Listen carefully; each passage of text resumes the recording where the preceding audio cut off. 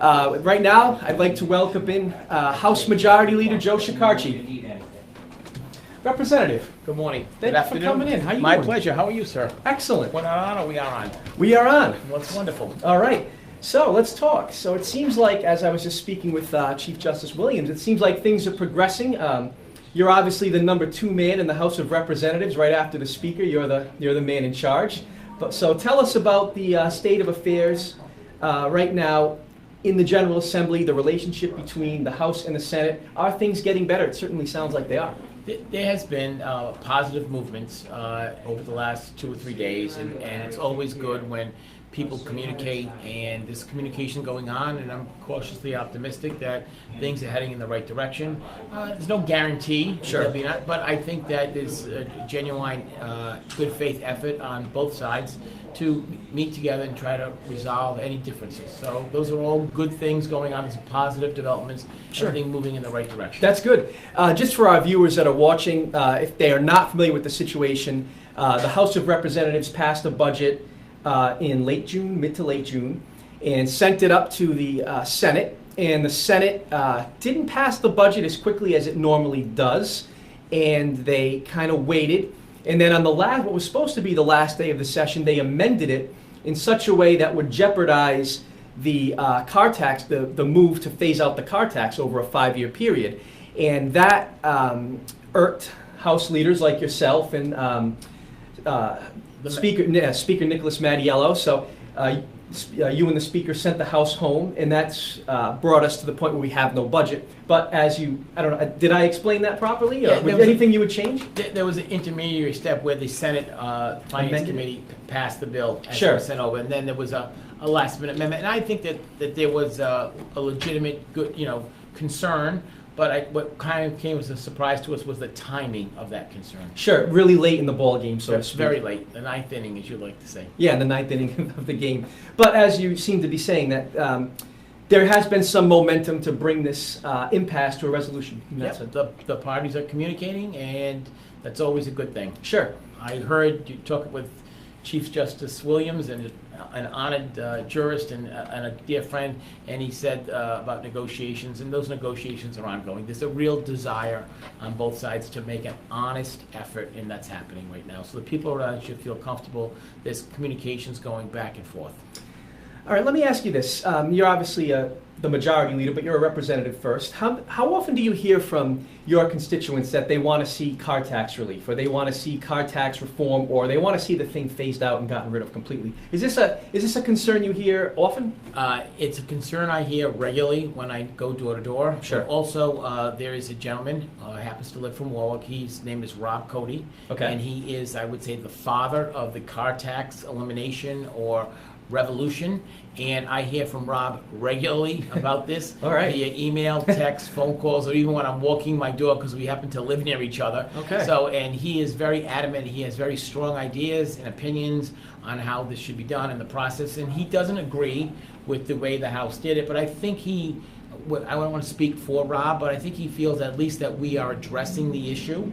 It may not be the way he addressed it or with the timetable that he wanted to be done. Sure. So I hear from him, and I hear from constituents who have, and the biggest concern, believe it or not, isn't necessarily that they have to pay a tax, but they feel they have to pay an unfair tax. And what that means is they might have a car that's worth $6,000, but it's being taxed for a whole host of reasons on a valuation of $10,000. And they actually don't mind paying the car tax on the $6,000. Most people, some people don't want to pay any tax, and I understand that. But what they really bothers people, really irks people the most, is that I'm paying taxes on a $10,000 vehicle that is not worth $10,000, that's only worth $6,000. Sure.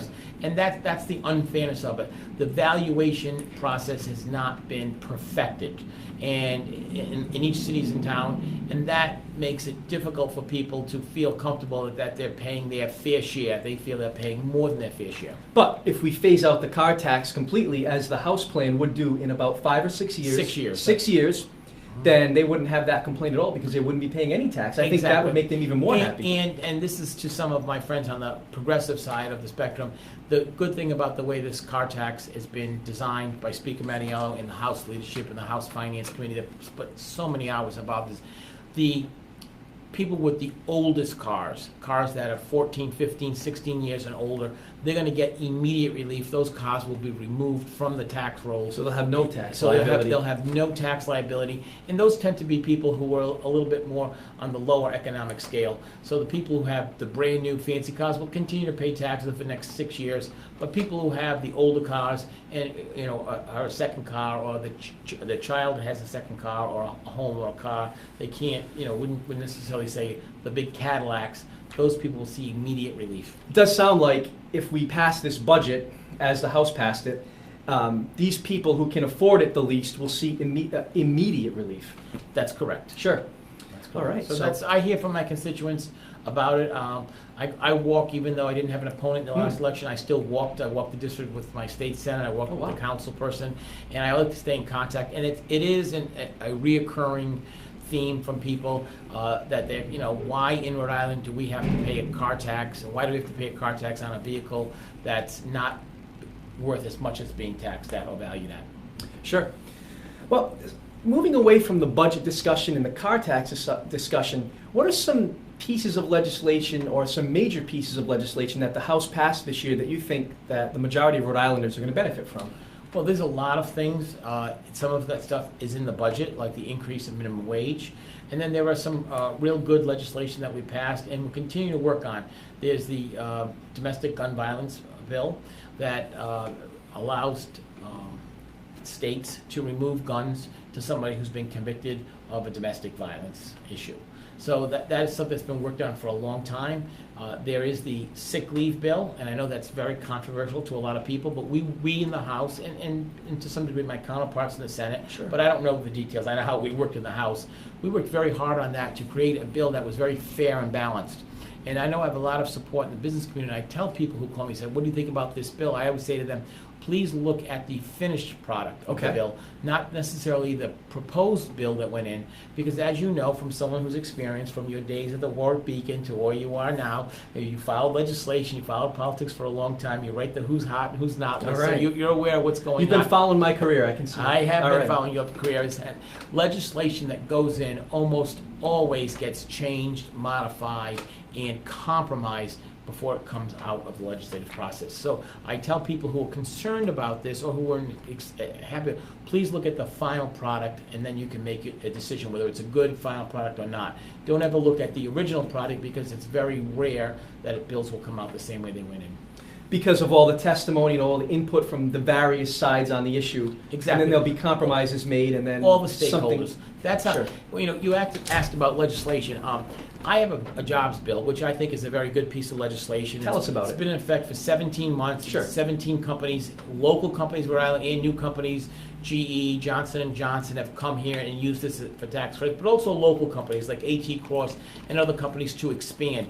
But the point I want to make, and we'll talk about that bill in a minute, sure, that bill, as good as it was or is, or much I like it, and the success it's brought, these are high-paying private sector jobs to Rhode Island that do not cost the taxpayers anything, and I'll explain how that works in a minute. But I like the sound of that. That legislation took 3 years to pass. So people should not get frustrated. I as the majority, I interact a lot with the freshman class and my colleagues, and they want their bills right away. And I said, any major piece of legislation takes a long time because everybody who's a stakeholder, the way the process works between the committee hearings and the emails and just the lobbyists and the advocates, we like to hear input on everybody's point of view.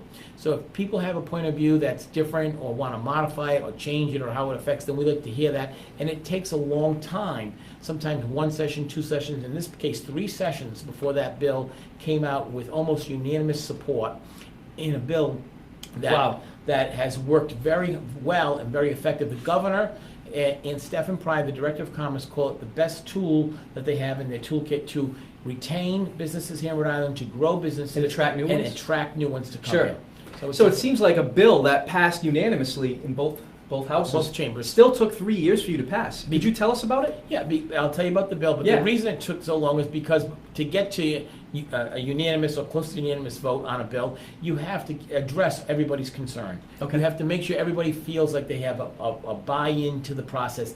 Look, they listened to me. You know, Representative Skekarchi, Chairman Skekarchi listened to me. We had hearings on it. I said this was too costly. I said this was not costly enough. This didn't go far. You listen to that and you try. And we have really talented people in the House. We have unbelievable communication staff. We have unbelievable policy staff. We reach out to national organizations that look how a bill like this or an idea like this, the concept has worked or not worked in other states. We take all of that information and you craft hopefully a bill that a lot of people or everybody can get behind it. Sure. This particular bill, I'll just touch on it, but this particular bill, if a company, a new company or an existing company in Rhode Island wants to expand and you meet a very attainable criteria, and as long as the job is approximately $50,000, there's a formula regarding so much percentage of minimum wage at $50,000, and it's a good paying job. It pays benefits, and it pays health care, and it pays a certain wage.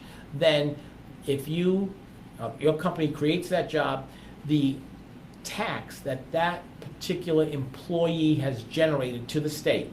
So we hire, let's use Go Local. Go Local comes here, they're expanding, they hire Russ Moore. They pay Russ Moore that fee, that salary that meets that requirement. The taxes that Russ Moore pays to the state of Rhode Island will then go returned back to Go Local as a tax credit only after they have employed Russ Moore for 1 year, and only after Russ Moore has paid his taxes into the state, it comes back as a tax credit to the state. Okay. So it's revenue neutral. Sure. And it's a great concept, and it's worked wonders, and we have a lot of new companies coming here and growing here. Vista Print and moved their headquarters and their jobs from Massachusetts to Rhode Island.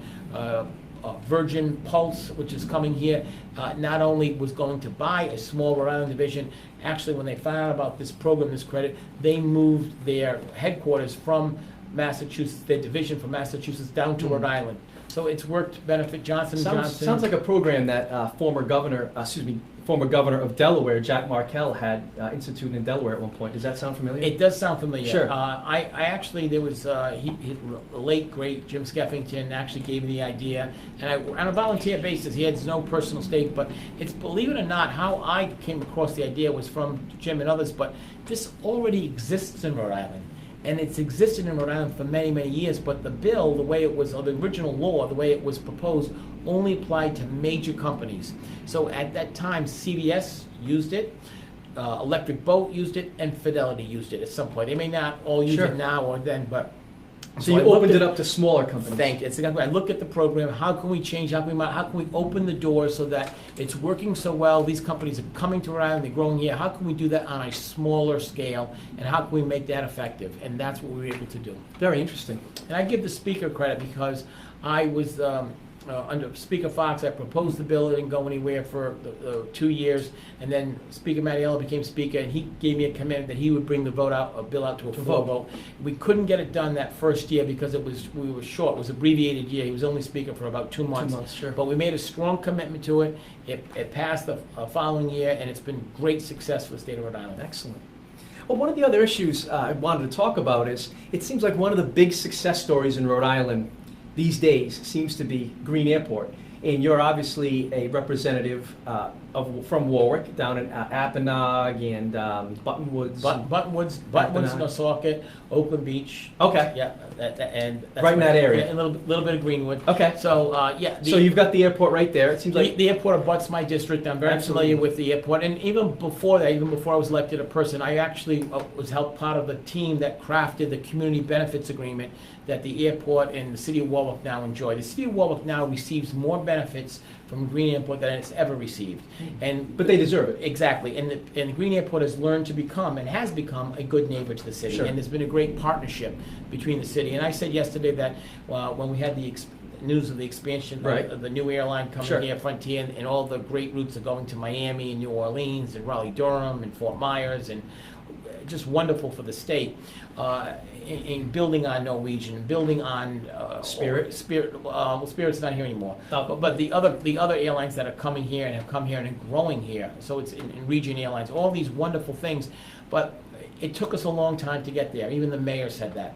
The state wants, I believe, and the state needs that the House, the Senate, the Warwick City Council, the Warwick Mayor work cooperatively and collaboratively to make sure the airport's a success. Still be a good neighbor. Let's not forget that there are homes all around Warwick, and we have to protect those homes. But the pollution and the noise. And pollution and the noise, the air monitoring, and all of those things that we do and continue to do. But more importantly, we need to have a vibrant airport. It is an economic engine for the state. And let's look at the airport in this respect. Last weekend, we had 17 VIPs come from all over the country. The highest elected officials, the governors, their staffs, big corporate clients, all come ascend on Major Rhode Island. CEOs like Elon Musk. Unbelievable. CVS, everybody came to Rhode Island. It was a huge success. I think it's universally recognized that the state never had a finer moment. It was a sellout conference. More governors came than any other time to any other state.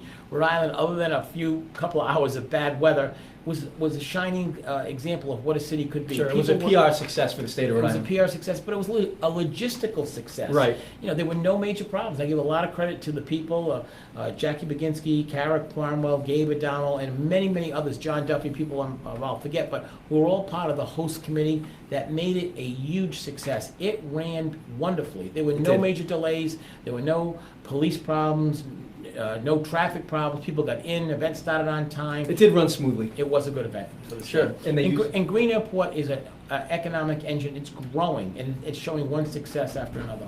Sure. So, if I could ask you, I mean, you've had a pretty meteoric rise. I wouldn't say that. In the General Assembly. I mean, how many years have you been there? 5? 5 years. 5 years, you're already the majority leader, so I think everyone would agree that you've risen up pretty quickly, but I still think you can answer the question. What is it that most people don't know from the outside looking in about what it's like to be a rank and file legislator? So when you're a freshman and you just walk in the door, what's it like being a legislator that we don't understand? I mean, general public. Just the whole process of how things work up there. First of all, forget whether you're a Republican or a Democrat or you're conservative or you're moderate or you're progressive. The staff there is unbelievably. They're talented, they're friendly, and they're extremely helpful. They go out of their way to help everybody. And the amount of resources that are available to you. And I think as a rank and file member, when I got elected, I was just in awe. I had been in the building for a while. I had done some lobbying for the police. I had worked for Governor Sondland. So I had been, but it's much different when you're an actual member and the resources you have and available. And then also the way you're treated. People are treated very fairly, very respectfully, and you kind of learn what the expectations are, and you kind of learn what you can accomplish. Sometimes it's only important, at least in the first stage, to introduce an idea, and then you continue to work on it. And it takes, like I said earlier, a year or 2 or 3 because you're crafting it. You have to build coalitions among your members because you need 50% of a body to vote for it. 50% of the committee where the bill goes to be heard. You have to line up your own witnesses who are going to be advocates for your idea. You have to address the opponents of your bill. Sounds like a lot of work. It is work, but if you like what you're doing, it's a labor of love. Okay. And I think anybody who works hard in any capacity will succeed, and it's not any different as a freshman rank and file. If you put the time in, and you put the effort in, and you put the work into your work product, to your bill or bills, or to your advocacy, or to your cause, you will find success in the House, no matter who you are or what point of view, because all bills at the end, when they ultimately pass, kind of drift toward the middle. Okay. They're not the most right wing and they're not the most left wing. They kind of drift toward the middle, and that's where you find the biggest number of people who will support an idea or a concept to move it to the next chamber, and then you work on it. So you make sure also, once your bill passes, that's not the end of the process. You still have to work the governor's office, the governor's staff doesn't veto it, so the governor doesn't veto it. Which I understand she may be vetoing some bills today. Let's talk about some bills that she may be vetoing and maybe should be vetoed. Let's talk about the bill to, they call it evergreen, to make municipal contracts go on forever, even after their expiration date, which would prevent mayors from altering those benefits after the contract expires. Now, I know a lot of mayors throughout the city and state are very opposed to this bill. I believe Mayor Abedisian, your own mayor, opposes it. And I was with Mayor Policino this morning. He opposes on it. a local Johnston matter in my private practice, and he adamantly opposes the bill. What is the rationale behind passing it if the mayors and town managers don't want it? Well, the rationale behind passing it is there was about 50 years of what I would call labor harmony in respect that when a contract expires, Okay. that both parties would honor that until a new contract. Yes. And there has been two recent cases, one in East Providence, one in Warwick rather, where the municipalities, or in this case, those cases, the school committees, have gone to courts and be able to enforce unilateral changes on the bargaining unit process. Okay. Without that. And because of that, it has kind of tilted the balance of that unwritten 50-year kind of clause. So, why evergreen, or why support the bill? And, I won't speak for everybody, but the majority, sure. but the majority of the people felt that we wanted to kind of restore that balance to where it was. Now, the mayors make a very good point, and I'll get back to something I said earlier. Mayors make a very good point. Well, if the contract is so good, what's the incentive to go back to the table? Good question. And that's a very good point. So that's why the House inserted a clause in the Evergreen bill which says that cities and towns can lay off teachers. So if you can't, for example, there's the bargaining chip to bring you back to the table in good faith. If you're a union and you are abusing the process, and you can say, well, we're not coming back because we got a great health care package, and we got guaranteed job security, then we don't have to come back. And that there's some validity to that argument. So in the bill that has passed, there's a clause which says a school committee can lay off teachers.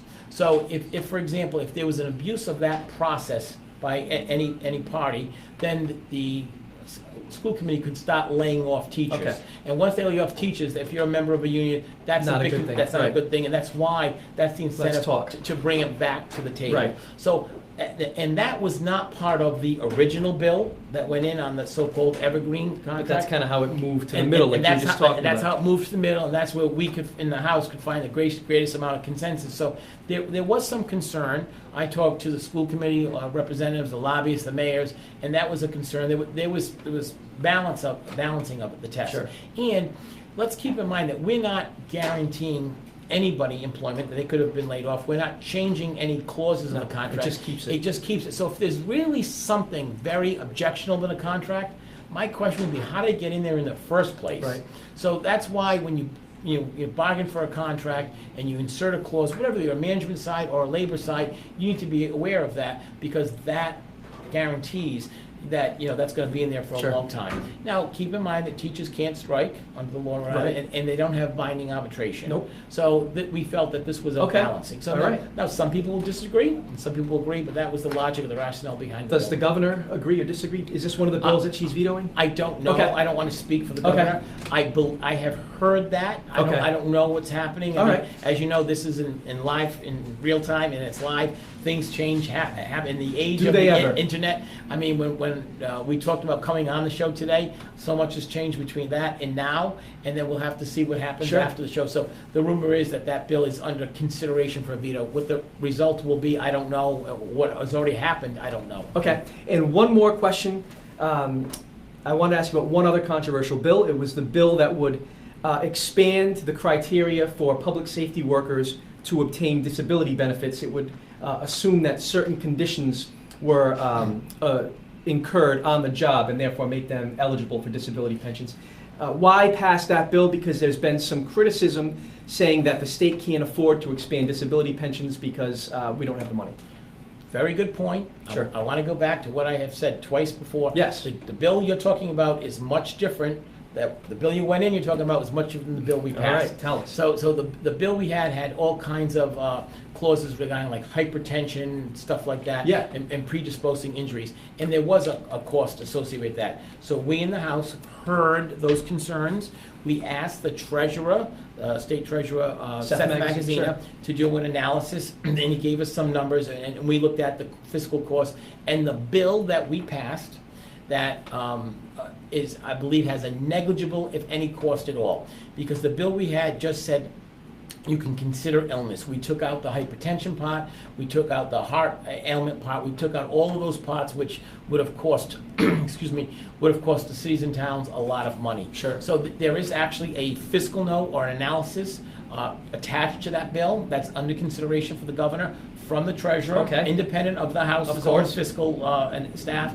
And in that fiscal note, I believe it says This is a practice that we already do. Okay. That when someone applies for disability, it will not change or cost anything different. Okay. And there's almost zero cost involved in that. All right. So that's why that bill passed. Excellent. All right. Well, thank you very much for coming on. I appreciate you coming in here and Always. giving us your It's my- perspective. It's my first time going live at Go Local. Wow, let's you're hope it's- making an appearance. Let's, All right. let's hope it's not the last time. Let's hope not. Very good. Thank you so much for coming on, My Majority pleasure. Leader Skekarchi. Thank you very much for having me, and have a great day. All right. Thank you, Joe.